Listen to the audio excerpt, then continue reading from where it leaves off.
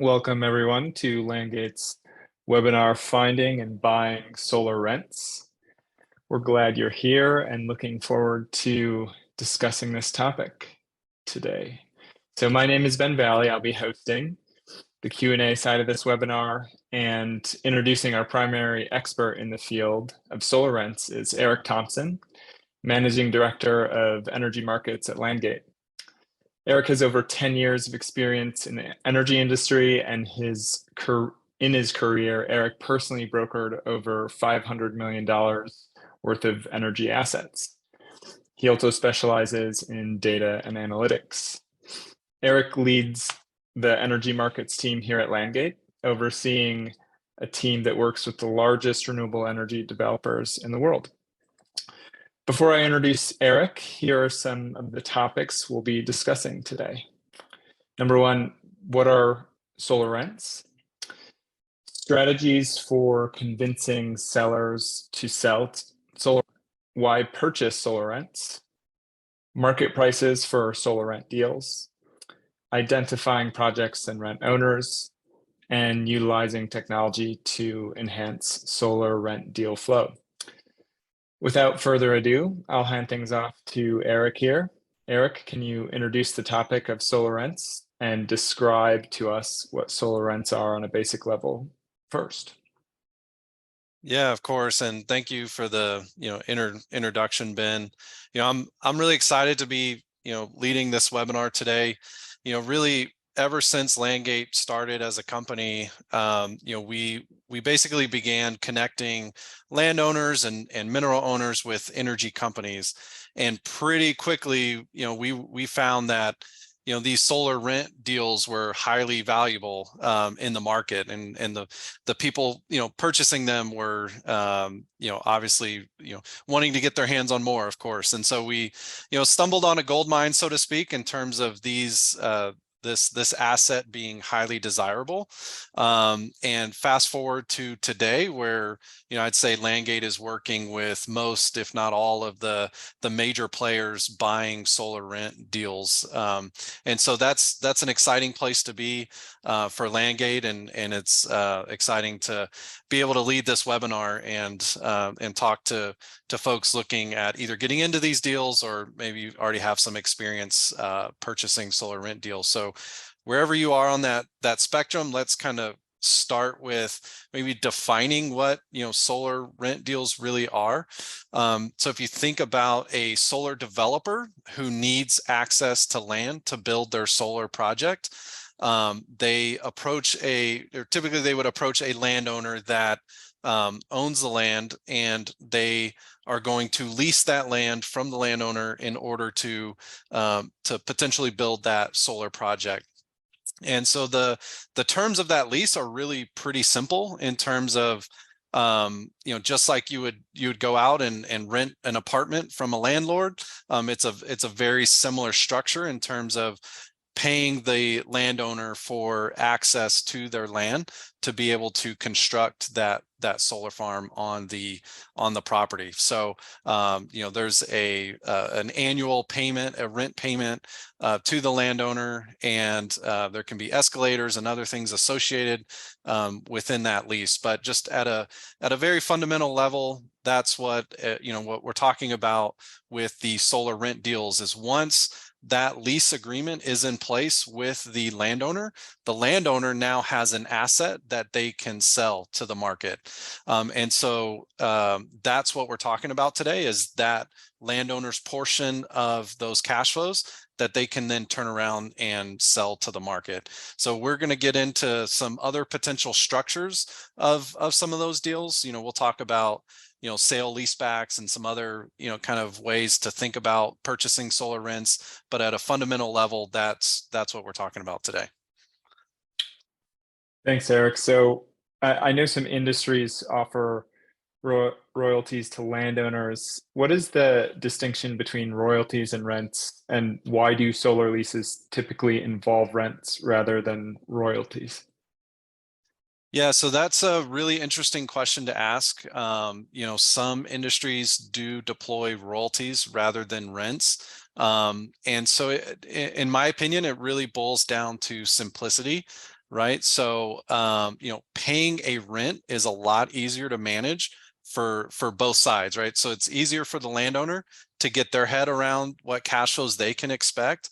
It's also easier for the energy company to be able to model the economics of the project. Kind of contrast that, let's say, to let's say an oil and gas project where you're drilling for oil, and you can that well could be a huge success and make millions of dollars, or it could be a dry hole and be zero. So you want, as a landowner, you'd want to participate in the high upside if it were to be highly valuable. Solar projects, in contrast to that, are much more predictable. So things like the solar radiance, we have enough data over enough time to be able to know what the solar radiance in an area is going to be. So the cash flows of the project are very predictable, right? And so things like the PPA, you've got a fixed price for the energy. So the entire project and the cash flows for that project are very, very predictable. And as a result, it lends itself to a rent structure for that lease agreement. And in the context of buying solar rents, it really is better that it's a rent structure, because as a buyer, it just provides a lot more stability and predictability on those future cash flows. So it's really a better asset class than a project that has maybe higher upside but also higher risk. Nice. Okay, so take us quickly through the leasing process. Are there different stages of a lease, and how does that stage impact the economics of the deal? Yeah, so this is some ways that solar developers think about the timeline of a project and the different stages that a project can go through. So that there's obviously several development stages that a project can go through, and as a result, buying the solar rents further down those stages, the less risk some of those future cash flows are going to carry, right? So if you're purchasing a fully operational solar farm that has rent associated with it, that's going to be your lowest risk category. The further back in time you purchase those solar rents as early as just a lease being in place, or something like a lease being pre-construction, those deals are going to carry a lot more risk because the developer needs time to develop the project.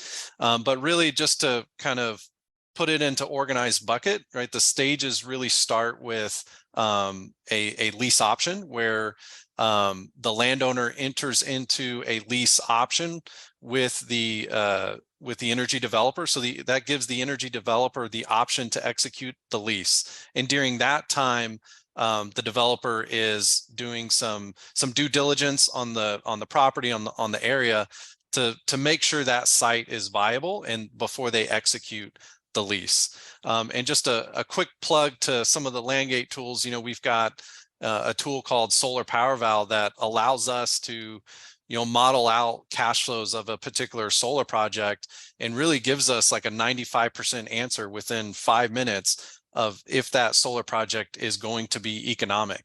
So it looks at all the major constraints, all the major costs involved, and then spits out an output like, hey, this looks like a good asset area, or hey, there's some challenges here to building a solar project. And so that's a pretty cool tool. But within that stage, the developer is trying to determine whether or not they can really execute the lease. I don't know of too many solar rent buyers that would buy at that stage, because it's highly risky that the developer will even execute the lease. But that would probably be the earliest stage I suppose you could buy a solar rent deal from. But once the lease is executed, it's now in a lease stage. and then the project moves on from there. In terms of how Landgate sort of groups some of these stages is in these categories, right? So we call the initial stage a lease or site control. That would be any site that is under lease or under option, then a queued project, and then a planned project, which is like a post NTP project that's expected to come online, and then an under construction project that we call building, and then an active or operational project. So that's how we categorize those stages. And one of the things I'm really excited to see is, rewind 2 years ago, and we were really focused on these later stage projects in terms of solar rents. What we've been able to do is begin to map out queued projects and even site control projects. So I'm going to show that at some point in this webinar. We're going to take a look at how Landgate is mapping queued projects and site control projects, basically parcels that are under lease for development. So if you're a solar rent buyer, and one way to think about it is, hey, if everybody's only going after the operational solar farms, like there's only so many of those to go around, right? There's only so many of those rent deals that you can purchase, whereas there's a whole lot of projects getting queued and getting leased. And so if you're a solar rent buyer that has a little bit of risk tolerance, or you're going to apply that to your offers, you can go earlier and earlier stages. So that's just a glimpse into the different stages that a project can find itself in. Awesome. So now that we understand what a solar rent is and how leases are structured, let's talk about strategies for acquiring these deals. How do buyers go about purchasing these rents? Yeah, so I'll show you some strategies that we use at Landgate.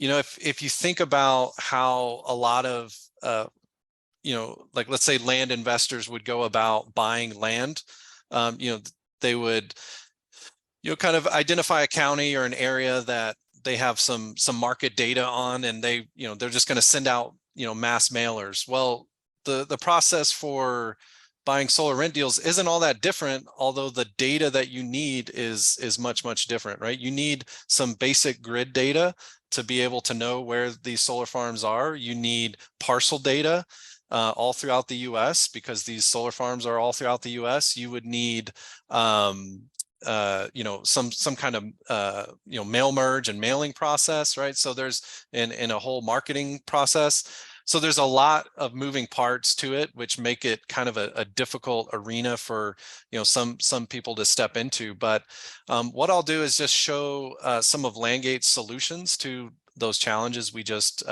talked about. I'm going to take you inside the Landgate platform here, and so this is what our subscribers have access to. And there are really a number of different tools that people utilize within Landgate. We work with, like we talked about, some of the world's largest renewable developers in the industry. There's really two ways that we or that our clients go about sourcing these solar rent deals. The first way is to query parcels throughout the US that have producing solar farms associated with that parcel. So we've already brought in all the parcel data for you. We've already identified all the solar farms. Like as an example here, you've got a solar farm outline, and then we've attached that outline to its associated parcel. So that's just kind of an example of some of that data that has already been aggregated together for you. What you can do here is a unique parcel search. So we could search by producing solar farms. We could search by queued projects under construction. So there's different ways we can run this search. This one happens to be only producing solar farms. We can add some other filters here, but at the end of the day, what we're doing is we're querying all the parcel data throughout the US and just returning the parcel data that is associated with a solar project. And so that's this is zoomed into just one of those parcels as an example. And then once you have that information, you can do a couple of different things, and we'll probably highlight this a little bit later in the webinar, but we could either run a marketing campaign, like basically tell Landgate, hey, send these people mailers, and I'm going to design my mailer. And we've got some designs that you plug in your logo and your information, and you can directly mail to those people, or you can just export all their information and get their mailing addresses, their phone numbers, or their emails, depending on your marketing campaign style.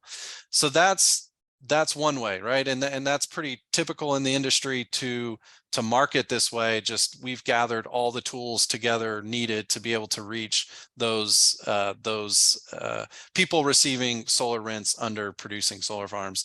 The second way to go about acquiring some of these deals is Landgate has a platform or marketplace, I should say, called Power Leads, where we source willing landowners that have rent deals on their property, and they are wanting to sell those deals. And so we this particular filter, I'm showing only the solar farm properties that have associated rent payments with them. And then the way that this platform works is you contact the seller directly. There is no middleman. We don't broker the deal. We're not in the middle. We simply give you their contact information. And as a buyer, you kind of have to put your sales pitch on that particular landowner. But we're getting you in contact with those actual people. Some people say, well, hey, I only see a few dots here. And the reality is these deals go extremely quickly. They're extremely competitive. We are seeing, roughly, one deal a week that is a solar rent deal, but, those deals get offers on them very quickly. So, you really have to hop on those deals as quickly as possible if you're a buyer. But just wanted to quickly highlight those two buying methods. One is under Power Leads. These are deals coming to you, and you contact the landowners directly and put in offers. And then the second is running a query of different solar projects throughout the US, and then contacting the parcel owners under those projects. Great. So now that we've located a landowner that's receiving solar rents and we're in the conversation with them, we'd like to make an offer. How do we go about convincing them to sell? Yeah, so this is a common question, right? Because it's one that I discuss with a lot of solar rent buyers all the time. Because one of the hurdles when you approach a landowner who's getting solar rents, they're sitting there and they're doing the math on, let's say, their 20-year lease, and they're going to see, hey, I can make up to $5 million over the next 20 years. And so you need to pay me $5 million for that future cash flow. And that's just not how it works, right? So one of the biggest challenges is helping landowners kind of understand discounted cash flow, what that means, and the time value of money. And so the conversation really starts with, hey, would you like a one-time upfront payment for your future rent payments? And I wouldn't even talk about the number yet, right? It's just get them to acknowledge that that is what they're intending to do. From there, you can start to have a conversation around what discounted cash flows look like and what that means, right? And one illustration that I've heard a lot of rent buyers kind of use on landowners is, hey, if you go out and you win the state lottery, let's say, and you won $100 million, the lottery people are going to tell you, hey, do you want that $100 million paid out in an annuity over the next 30 years? Or do you want to take a partial, a one-time payment, 55 million today. And most people take the lump sum, like give me the 55 million and we'll be kind of done with this, right? But that's a simple analogy to begin to help landowners understand that, hey, there's a time factor across money that creates a discounted cash flow projection. So at the end of the day, you can only you have to apply some kind of discounted cash flow model on the future cash flows. Once the landowner has kind of wrapped their head around that, you can start talking to them. Hey, this is a PV8 offer, this is a PV10 offer, and this is what that means. Landowners, the question is what's motivating them to sell? And I think, the common place your head goes to is, hey, these landowners need immediate cash. And that probably is the case a lot of times. But I think psychologically, a lot of those landowners don't want to feel like they're making a desperate decision to sell. And so, even though that may be the case, you don't want to, I don't think you want to present it that way. I think you want to help the landowner understand that they're making a sound investment decision here. And so one example that that we use is, hey, if you have let's say an investment opportunity that returns a 12% rate of return, and you can sell your solar rents at a discounted cash flow at 8%, you're going to get an extra 4% annually rate of return on that trade, right? And so that is a sound financial decision in that scenario. And so, typically, higher returning assets carry more risk, and if that's the direction that landowner wants to go, they have another investment opportunity. That's certainly one way to have that conversation.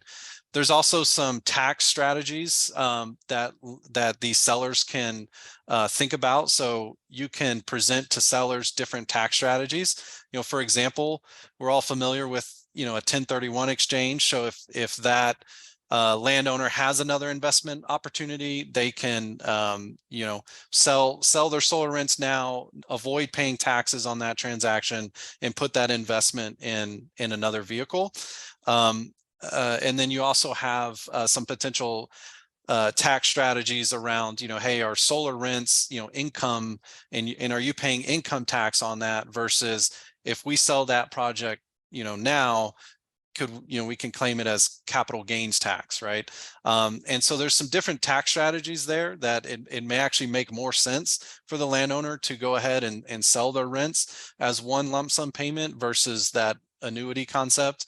And so those are just some examples of some tools you can use to really convince landowners to go ahead and make that decision to sell. At the end of the day, they need to wrap their head around, is this a good financial decision?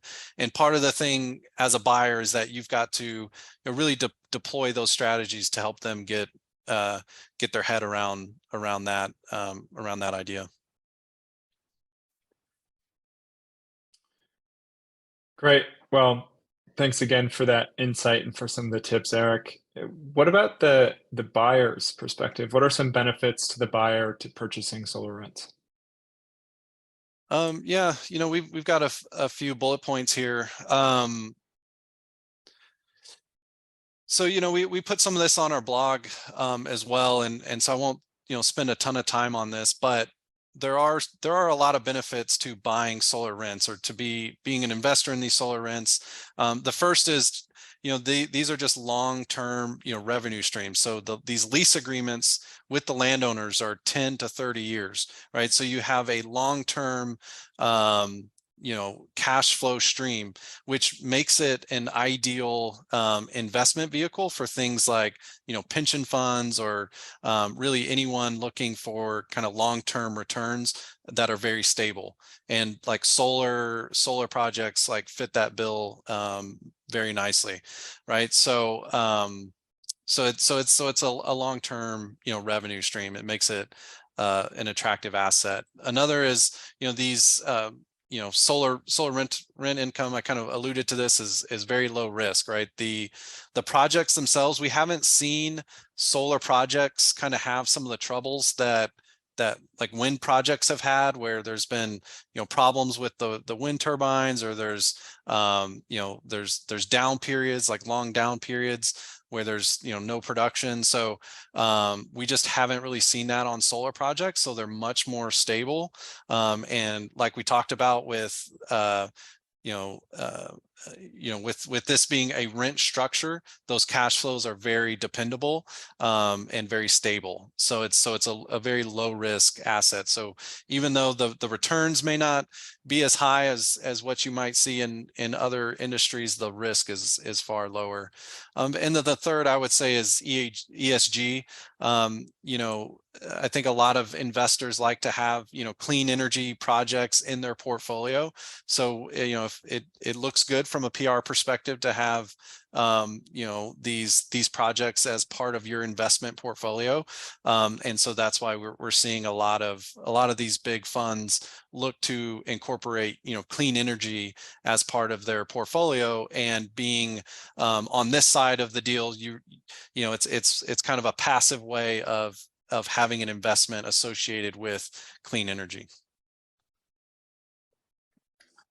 Okay, so what is the typical purchase price for a solar rent deal?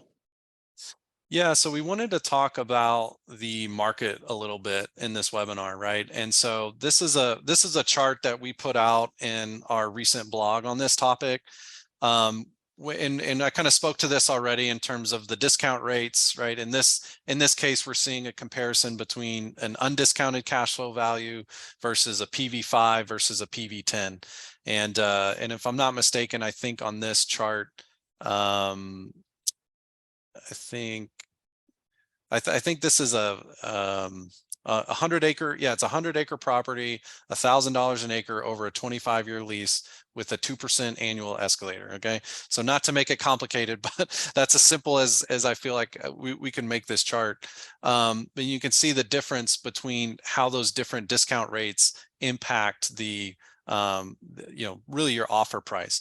I think if you rewind 2 years ago, 2021, interest rates were low, and we saw offers really drop, or I should say go up as high as PV5, PV6. It was a very aggressive buying period for a lot of these deals. And like I said, the cost of capital, which we'll talk about in just a moment, the cost of capital is such an important part of this conversation. But back in 2021, we saw in that let's say PV6 range, PV6 to PV8 range, I would say. Fast forward 2 years, and what's happened since that time is interest rates have gone up, right? What that means is that capital costs more. So most people aren't just sitting on a pile of cash and looking to go buy solar rent deals. Like, most people either have a capital group that they're working with, private equity or investors, and all of those groups, there's a cost of capital, right? So let's say your cost of capital is 5%, and you go and you make an offer at PV6, your net return is going to be 1% annually. That's not a good deal. You might as well go invest in the S&P 500, right? So you need that spread. And so as interest rates have gone up, we've seen the offers on these deals also kind of adjust accordingly. Basically, your offers go down. So now we're seeing offers more between that PV8 and PV12 range. That definitely makes the deal a little bit harder, right? It's a little harder to convince a landowner to sell at a PV10 or a PV12. But really, that conversation around the cost of capital kind of has to happen, right? Because if at the end of the day, if you can borrow capital at PV5, then why would you even sell your solar rents, right? Like that wouldn't even make sense. And so so that's an important aspect to the market, that as we've seen interest rates go up, the offer prices for these deals kind of go down hand in hand. So that's a little bit of a glimpse into what we're seeing in the market.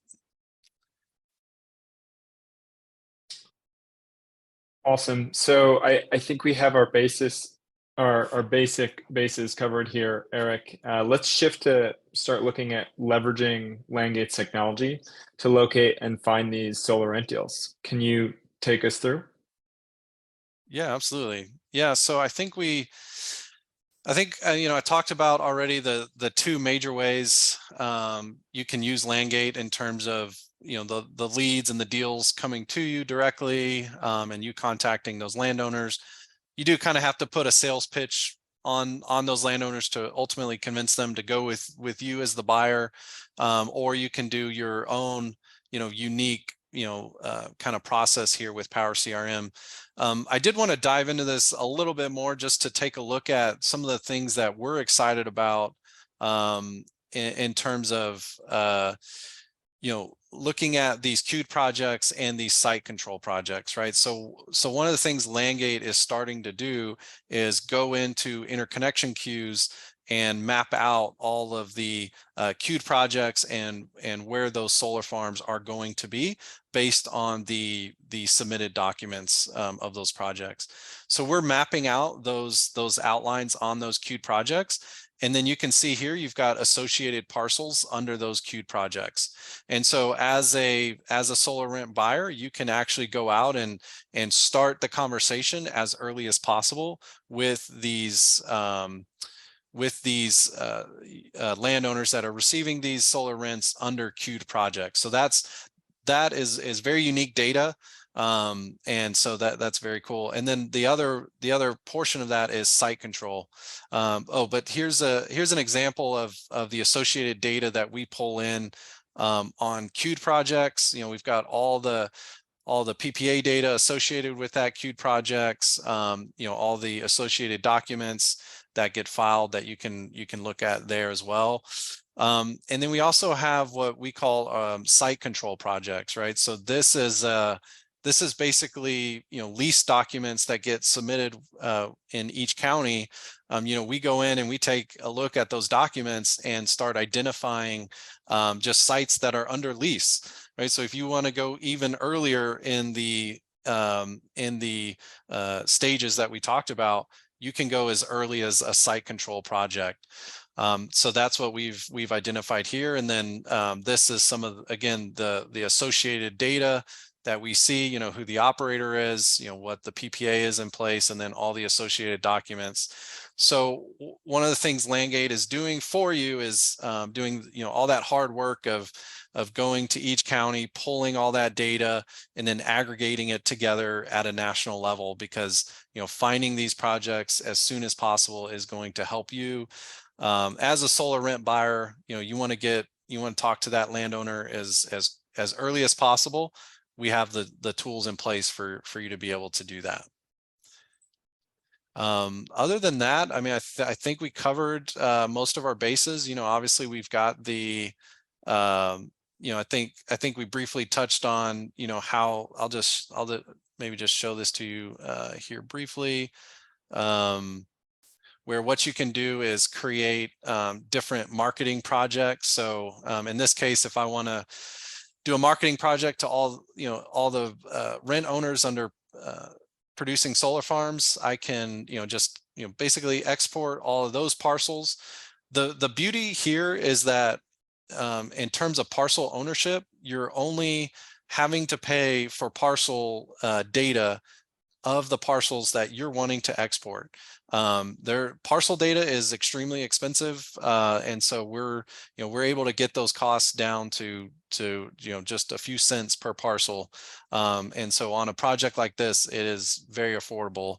But you're able to export all the ownership data. You can also append phone numbers or email addresses. So there's different ways to export that data depending on if you want to do a mailer, you can do that. We also have, I'll just show this in our slideshow here. We have a way for you to create, a custom mailer. So if you want to completely automate your mailing campaign, you don't want to have a mailroom full of employees stuffing envelopes all day, you can have, we can take care of that for you.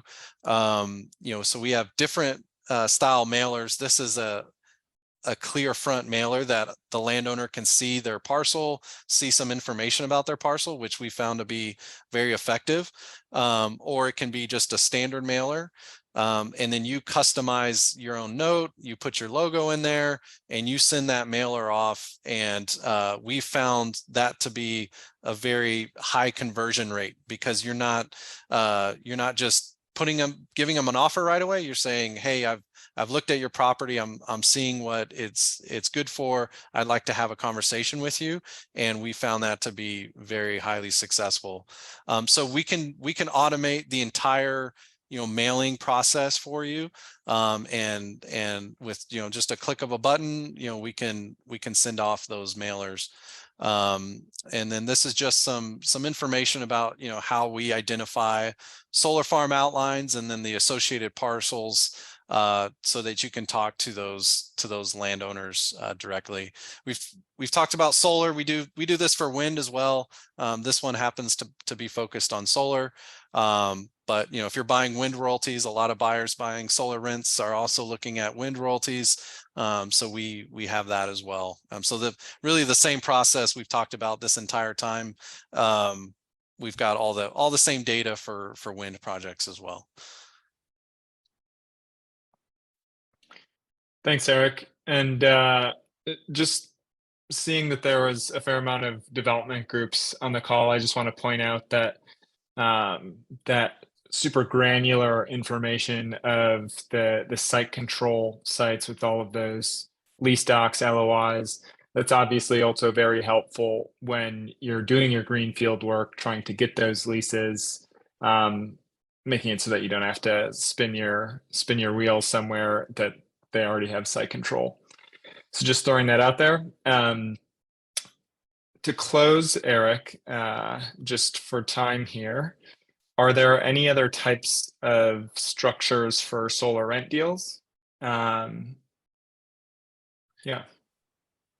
Yeah. Oh, yeah, that's right. Yeah, I think we alluded to, maybe like a sale leaseback structure, right? Mhm.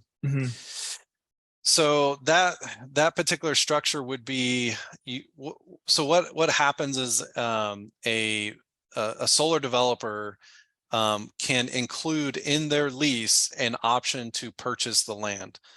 In fact, one of the things Landgate has is actual land for sale as well. And we found that developers are able to approach some of those landowners and do some different things with them in terms of, hey, I really like your property for solar development. I will give you a land purchase option. Right. And so within the lease, there's land purchase options, or they just get the land purchase option directly with the landowner, either way. But as a developer, they don't want to be going out and always buying the land. Like, that's going to be highly capital intensive. And so as a result, they look for a financial partner to come and step into the project to become basically the landowner. So that would be a situation where the solar rent buyer would step in, execute that option. They're putting up the capital to purchase that land. So now the developer gets a lease in place with that solar rent buyer, right? If that makes sense. So that's called a sale leaseback. And it's another way. So if you're a developer and you're looking, hey, we've got some, purchase options out there, but we would love to talk with groups that are, solar rent buyers, Landgate can absolutely get you in contact with the best people for that. Obviously, we're working with all the solar rent buyers as well. So we've got, we can put those two parties together. Or if you're a solar rent buyer that's looking for, let's say queued projects. So a lot of those queued projects and those, those site control projects, you could approach, there's a solution for you to go and approach those project developers to potentially try to partner with them on the project. So it's kind of a different way to get about the same result, right? So that's another strategy that we've seen in the market as well. And so that's another relevant discussion there. Yeah, thanks for that. We have a few questions coming in here, so we'll see if we can answer all of them before the end. In brief, Eric, can you explain again solar rent versus lease agreement? So the solar rent is the payment under the lease agreement, right? So a lease agreement is the developer has a lease in place with the landowner. They are paying the landowner like an annual rent for that lease to stay in place. Basically, the developer is leasing the land to develop the solar project, and they are paying the rent annually to the landowner. Okay, does that answer that question? Yeah, Okay. thanks for that. Yep. Next one, does the platform list the rental per acre the landowners are receiving, or can that not be obtained until the landowner is contacted? Say that one more time. They're just asking if the rent, like on Landgate's platform, whether or not we publish what they're receiving for rents or royalties. Oh, I see. Okay. So we do have solar projects that when we get those associated lease documents, sometimes we can get access to what the rental prices are. Typically not, though. Typically that's something that is kept very confidential between the developer and the landowner. So there's very little visibility into those prices. We do have some solutions of estimating those prices, and so we've got heat maps where let's say solar is primed for an area. So we'll say, hey, this looks like a really good development area based on all the factors. And so we'll kind of estimate a higher rent price in that area versus other areas. But other than that, we're not really publishing rent prices nationally like that.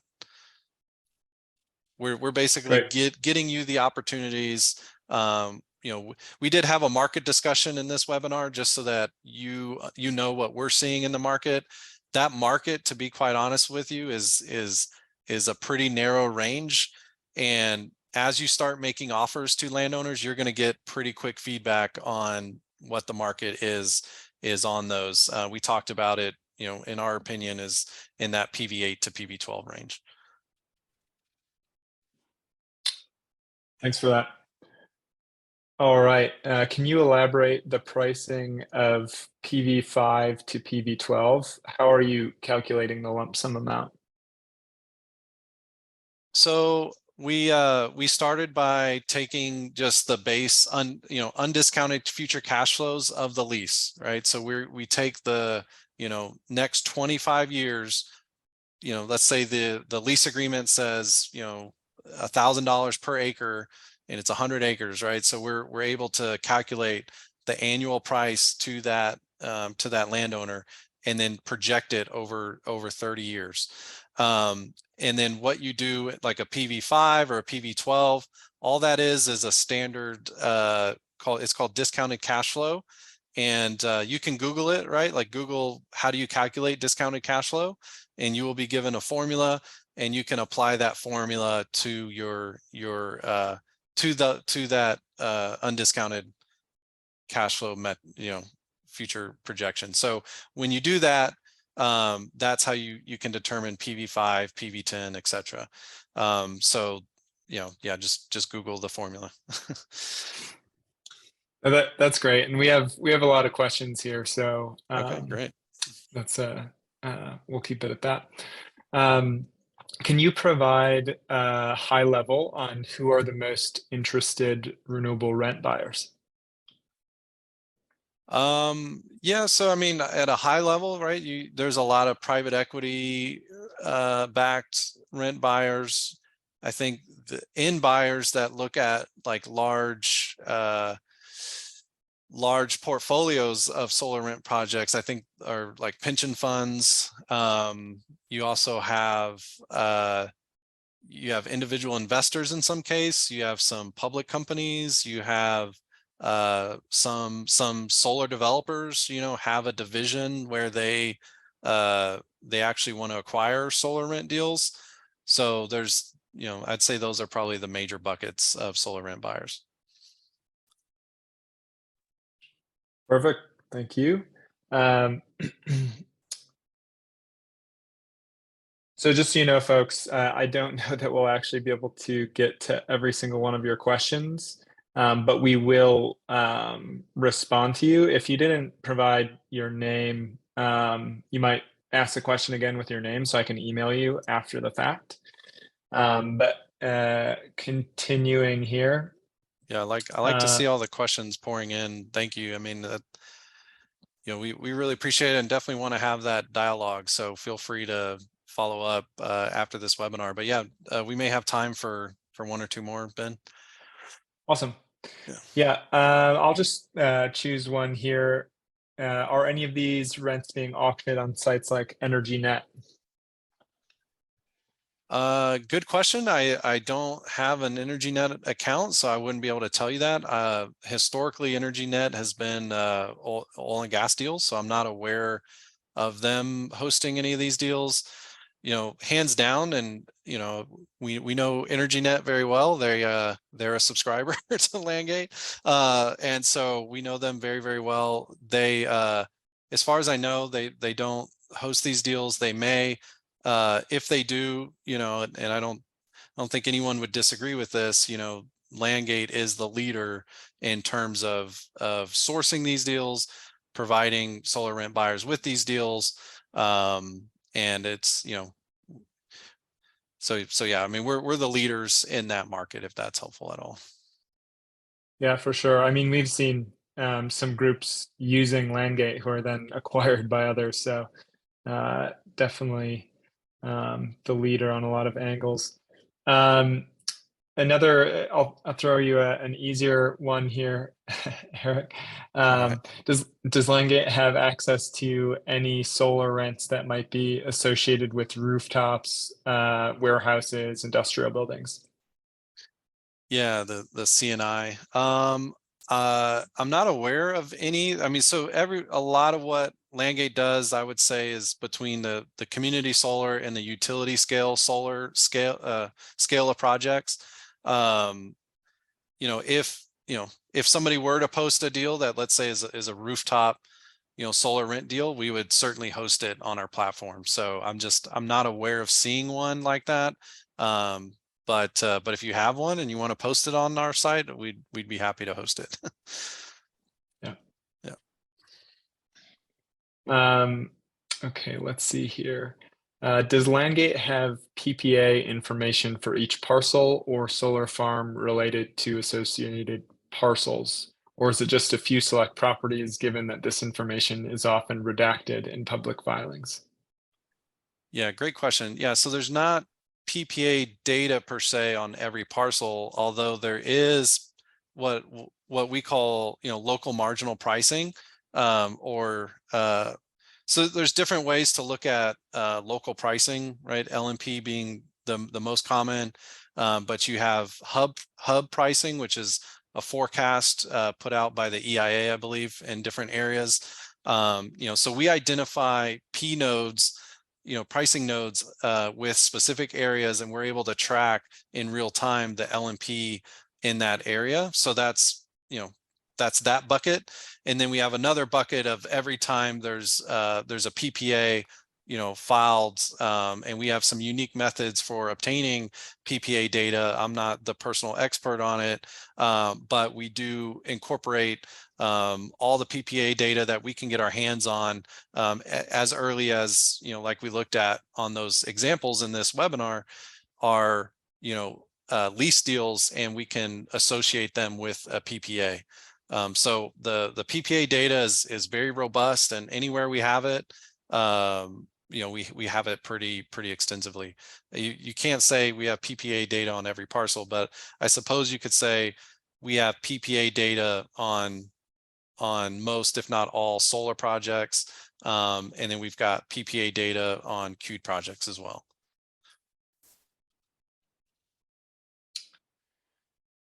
Okay. Just to keep to some of the anonymous attendees, since we won't be able to respond to them, again, we'll send you an email if we miss you here, but how do you get around leases that contain rights of first refusal clauses? So if there's a deal, we will post it, and you know, it's up to the buyer really to read that lease, understand it, and make an offer, right? So we really don't get involved in the deal at all. And I think there's a couple of questions I've seen kind of asking something similar to this, in terms of, hey, how do I know I'm talking to the right person, etc. We have the parcel data. We're able to know that the person's real. We have them upload their documents, right? So you're talking to real people here, and we're sourcing those transactions directly. So I hope that helps answer that.